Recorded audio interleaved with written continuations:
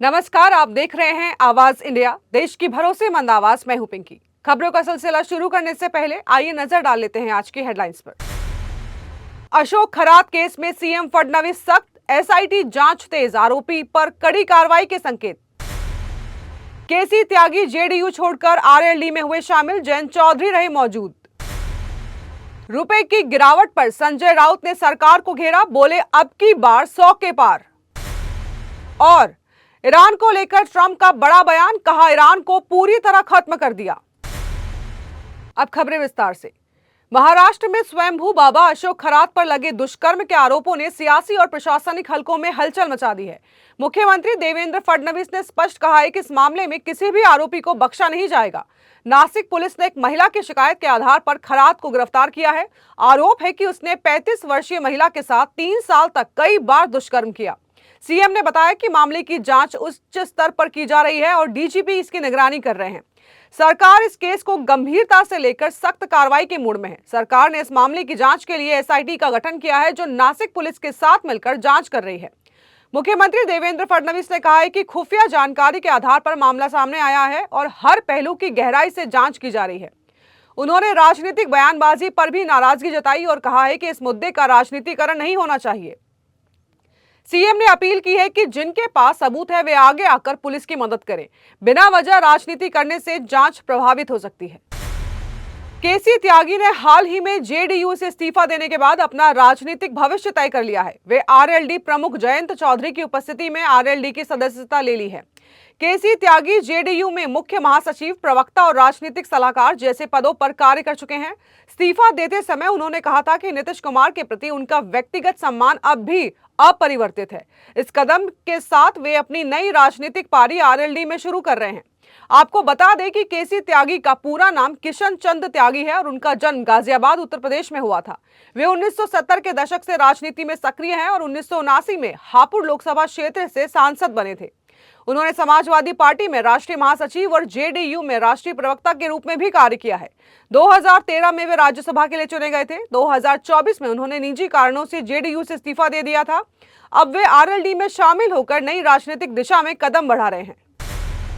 भारतीय रुपये की गिरती कीमत को लेकर सियासत तेज हो गई है। संजय राउत ने केंद्र सरकार और नरेंद्र मोदी पर तीखा हमला बोला है। राउत ने रुपये की कमजोरी को देश की साख और आर्थिक स्थिति से जोड़ते हुए सवाल उठाए हैं। उन्होंने तंज कसते हुए कहा है कि अब की बार 100 के पार और पीएम मोदी पर निशाना साधा है। राउत ने यह भी कहा है कि मोदी और अमित शाह पश्चिम बंगाल में राजनीति में व्यस्त हैं, जबकि रुपया गिरता जा रहा है। उन्होंने पूछा कि जब रुपए की कीमत गिरती है तो देश की प्रतिष्ठा पर असर पड़ता है। अब क्या हो रहा है? राउत ने सरकार पर चुप रहने का आरोप लगाते हुए कहा है कि रुपया गिरना सिर्फ आर्थिक नहीं बल्कि देश की साख से जुड़ा हुआ मुद्दा है। उन्होंने दावा किया है कि अर्थव्यवस्था कमजोर हुई है, अब वे देश का नेतृत्व करने में सक्षम नहीं है। उन्होंने तंज कसते हुए कहा कि मोदी जी अब झोला उठाओ और चले जाओ। रुपए की गिरावट को लेकर विपक्ष लगातार सरकार को घेर रहा है और आने वाले दिनों में इस मुद्दे पर बहस और तेज होने की संभावना है। वक्त हो चला है एक छोटे से ब्रेक का।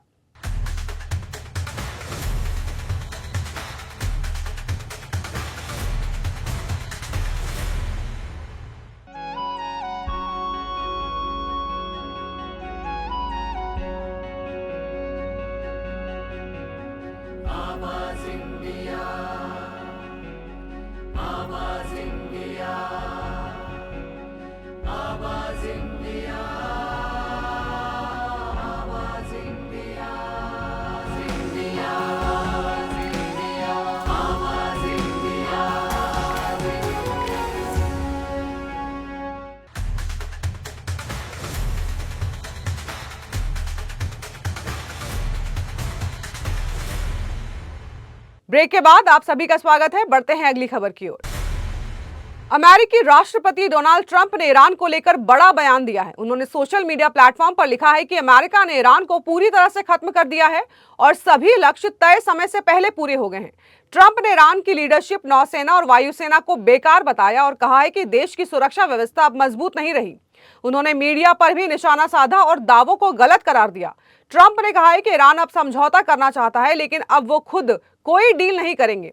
ट्रंप ने न्यूयॉर्क टाइम्स पर भी हमला बोला और इसे फेल होता हुआ अखबार बताया। उनका कहना है कि अखबार हमेशा उनकी कवरेज में गलत जानकारी देता है। ट्रंप का ये बयान ऐसे समय में आया है जब अमेरिका और ईरान के बीच तनाव लगातार बढ़ रहा है।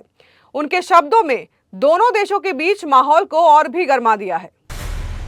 रणवीर सिंह की फिल्म धुरंधर 2 ने बॉक्स ऑफिस पर धमाका कर 3 दिनों में 300 करोड़ क्लब में एंट्री कर ली है। फिल्म के निर्देशक आदित्य धर की तारीफ हर तरफ हो रही है और सेलेब्स भी फिल्म की प्रशंसा कर रहे हैं।